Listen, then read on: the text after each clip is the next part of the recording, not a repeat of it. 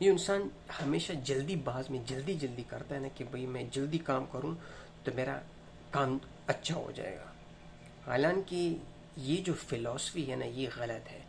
इसके पीछे जो दूसरा जिस तरह मैंने मेंशन किया कि जापानीज़ की भी ये फिलॉसफी है कि जो काम आहिस्ता होता है, आराम से, स्लोली स्लोली, उसमें एक किस्म की बरकत होती है, उसमें एक किस्म की एक अट्रैक्शन होती है जिसकी वजह से इंसान वो चीज़ कर भी डालता है और उसमें उसको कामयाबी भी मिलती है।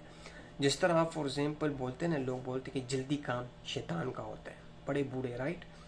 इसी तरह अगर आप साइंस में देखें तो उसमें एक फ़िलासफ़ी है कि अगर बारिश हो रही है तो दो आदमी अगर जाएंगे, एक दौड़ के जाएगा और एक आराम स्पीड, नॉर्मल स्पीड से जाएगा, तो दोनों जब डेस्टिनेशन तक पहुंचेंगे तो दोनों सेम भीगे होंगे, सेम गीला वेट उन पे होगा।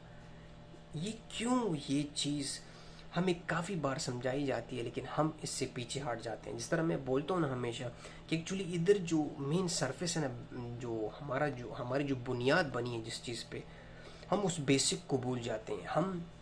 हम सोचते हैं कि नहीं यार, इसके अलावा भी बहुत सारी चीज़ें होती हैं। जिस तरह मैं आपको सीरियसली, जब मैं अपने लाइफ में, मैं हमेशा वही चीज़ करता हूँ, वही बोलता हूँ जो मैंने अपनी लाइफ में अप्लाई किया है, क्योंकि इसके अलावा मैं बोल ही नहीं सकता हूँ ऑनेस्टली। फिर उसके बाद मेरे सामने रिसर्च आते हैं। ज़ाहिर बात है आजकल तो एआई है, ये कमाल है कि आप जो बात भी करें या जो बात के बारे में सोचे भी, वो आपको आपके उसी टॉपिक के बारे में आपको सब आपके सामने लेके आता है। तो इसके बारे में मैंने काफ़ी सुना, काफ़ी किया, काफ़ी करता हुआ, तो एक चीज़ बड़ी बड़ी फेमिलियर मुझे मिली कि जब मैंने अपनी चीज़ों को आहिस्ता किया ना, मतलब that is a different results यार। उसकी रिजल्ट्स वो काम आए। मुझे तो आज भी याद है, हम जब कम्युनिकेशन क्लासेस में गए थे तो उसमें ज़्यादातर, आपको पता है जिस फील्ड में मैं हूँ, कॉर्पोरेट वर्ल्ड में हूँ, होटलियर था, तो उसमें कस्टमर के साथ कम्युनिकेशन इज़ सो इम्पोर्टेंट। वो तो हर जगह में लोग बोलते हैं कि this is very important, this is the key to unlock all the doors, मतलब मास्टर की है। तो हमें कम्युनिकेशन के दौरान जब टीचर बोलता था, हमें टॉपिक्स देता था, फिर उसके सामने जज होते थे, जो एक स्पेसिफिक टाइम होता था जिसमें वो बेल बजाते थे, तो मैं 90 to 80%, even my self include, हम लोग जो टॉपिक मिलता था हम जल्दी जल्दी बोलते थे। Sir this is my name, this is who I am, this is my topic, that's what I gonna do when complain is coming and bla bla bla, ठस टूस टूस। बेल ख़त्म होने से पहले पहले 20-10 मिनट मिलते थे हमें। उस बेल मारने से पहले पहले जब जज मारता है, हम सब कुछ ख़त्म कर चुके होते थे। तो फिर जब हम नीचे आते थे तो फिर प्रोफेसर हमें डांटता था कि देखो मैंने कितनी बार बोला है कि इस बात को याद रखो। And that is something touch me so deeply, क्योंकि मैंने फिर बिल्कुल इसी चीज़ पे ध्यान दिया। एंड दैट इज़ सरप्राइजिंग कि प्रोफेसर ने बोला कि देखो, बात को और इसको तुम ख़त्म करने की कोशिश जब करते हो ना, तो हमेशा हमसे गलती ये होती है कि हम जब बड़बड़ाते हैं ना, कहते बड़बड़ाना, तो बड़बड़ाने में किसी को समझ नहीं आता है। वो तेरा खून भी गर्म होता है, सामने का खून भी थोड़ा सा गर्म होता है कि भाई ये क्या बोल रहा है। कमाल वो है कि जब आप एक बात, 2-3 बातें भी बोले ना, 2-3 बातें, अभी आपका लेक्चर स्टार्ट हुआ है, just introduce your self with a style, with a smile and with a slow rhythm, up and down, up and down. तो आपका वो जो चीज़ है ना, इवन आपका लेक्चर, आपको जो ऐसे दिया या स्टोरी दी या जो आप बोल रहे हैं, उसका एक असर होगा। अगर आप वो ख़त्म ना भी करेंगे, ऑनेस्टली जज बेल दबा देगा, 2 बार दबा देगा, मुश्किल नहीं है, लेकिन that's what I am saying, you will win. वो माइनस पॉइंट लगा देगा but they will let you to win. वो हमें ये बताता था कि भाई इस बात को समझो, इस बात में कमाल है। और जब ये मैंने अपनी लाइफ में चेंज किया ना, जब मैं अपनी लाइफ में, देख इंसान फितरती, वो जल्दबाज है, वो जल्दी करता है, वो सडनली हाइपर। आप कोई भी देखें ना, इंसान कोई आफत आती है, जलजला आता है, मैं खुद छलांग मार लेता हूँ कुर्सी से। हालांकि देखे, even philosophy and big big professor says कि जब कोई ऐसा अजाब मजाब आता है, यू हैव टू रिलैक्स और रिएक्ट लाइक नॉर्मल। तो क्या होगा कि आपके पास फिर आइडियाज़ अच्छी आएंगी टू हैंडल दिस सिचुएशन, वो जो प्रॉब्लम है उसको हैंडल करने के लिए। तो मैंने बहुत सारी कोशिश की इस मामले में कि अपने आप को रिलैक्स करूं, लेकिन मैं बोल नहीं, इंसान की जज्बात है। लेकिन जब भी मैंने ये चीज़ की, इसमें मुझे कमाल, अब मैं आपको अपनी पर्सनल मिसाल देता हूँ कि जब मैं होटल में था और रेस्टोरेंट्स में काम करता था, तो ये हमारा कानून है कि जितने मैनेजर्स थे वो हमेशा चिल्लाते थे, when the busy timing, peak hours coming, तुम तेज काम भी करोगे, झटपट करोगे, तुम चिल्ला रहे हो, सब चिल्ला रहे हो कि जल्दी करो, टक टक टक।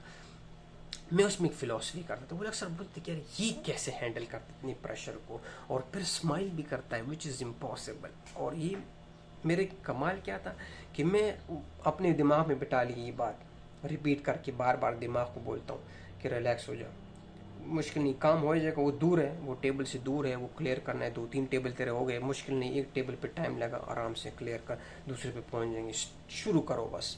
क्योंकि जब मैं शुरू करता था तो ऑटोमेटिकली सारे टेबल क्लीन हो जाते, लेकिन जब मैं पैनिक होता था तो फिर मैं एक टेबल को भी, मतलब एक टेबल थोड़ा यहाँ साफ़ किया, फिर थोड़ा वहाँ साफ़ किया, फिर वहाँ साफ़ किया, उल्टा आखिर में क्या हो गया, सारे टेबल गंदे के गंदे रह गए और मैंने पूरा टाइम वेस्ट कर दिया। लेकिन जैसे ही मैं अपने आप को रिलैक्स करता था तो मैं बोलता था first I will clean this table, क्योंकि मेरे पास प्लान शुरू हो जाता ना।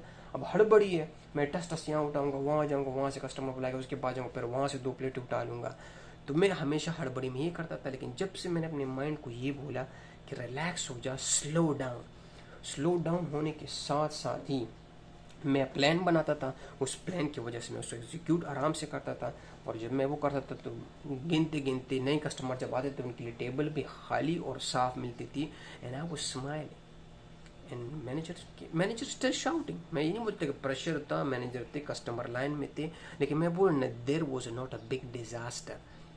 हम जड़बड़ाहट में, जल्दबाजी में डिज़ास्टर बना लेते हैं, और उस डिज़ास्टर्स को बचने के लिए बोलते नहीं। जिस तरह अभी मैं आपको वो चाइनीज़ की फ़िलासफ़ी बताता हूँ कि जापानीज़ कैसे इसको देखते हैं।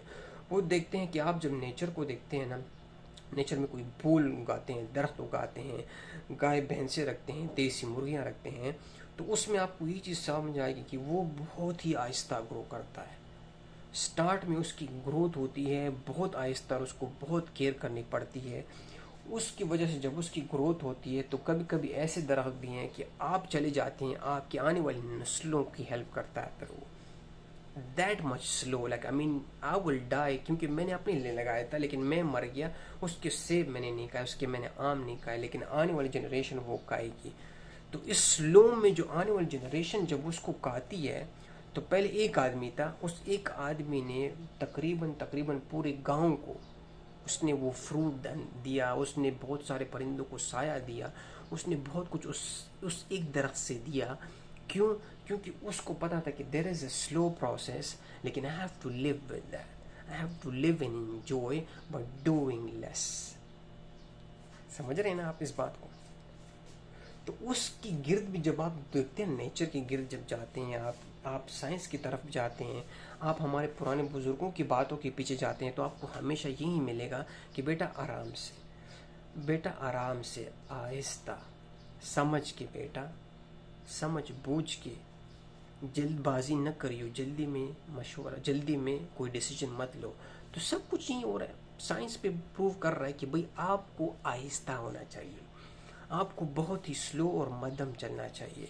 आपको चीज़ों को इस मध्यम की वजह से मैं क्यों बोल रहा हूँ कि जब आप दिमाग को टाइम देते हैं, इस मध्यम होने की वजह से दिमाग एक अपना वो एंजाइम्स, एक किस्म की चीज़ें छोड़ता है, केमिकल्स, कि आपको फिर सोचने पे मजबूर करता है कि अब तुम रिलैक्स हो, अब बताओ तुम्हारा क्या प्लान है।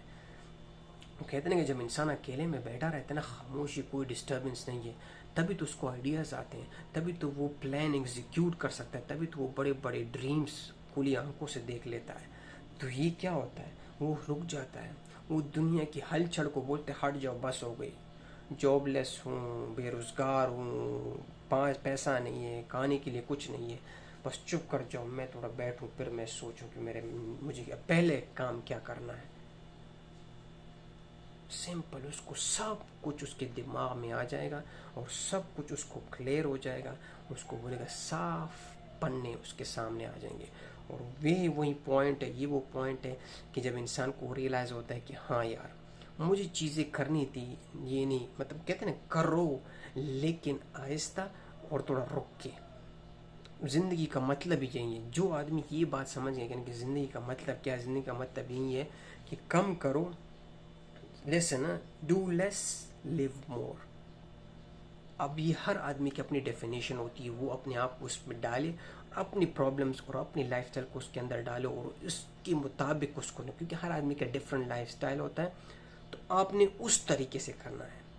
कि भाई मेरी ज़िंदगी में क्या क्या है, मैं उसको कम करूँगा, लेकिन मैं अपनी ज़िंदगी इंजॉय करूँगा। जैसे मैं इसको कम करूँगा तभी इंजॉय कर सकोगे, जैसे तुम इसको बढ़ाओगे ज़िंदगी कभी भी तुम इंजॉय नहीं कर सकते हो। दैट्स कन्फर्म है।